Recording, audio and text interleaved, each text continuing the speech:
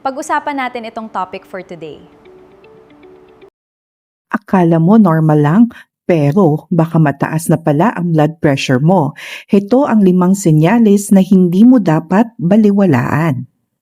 Ito madalas na matinding sakit ng ulo, panlalabo ng paningin or nakikitang malabong imahe, madalas na paghihilo or parang umiikot ang paligid, pananakip ng dibdib o hirap sa paghinga, bigla ang pagmamanhid o paghihina ng mukha, braso o binti lalo na sa isang bahagi ng katawan. Tandaan, maraming taong may high blood pressure ang walang naramdamang sintomas. Kaya ang pinakamahalaga ay regular magpa-check up ng blood pressure.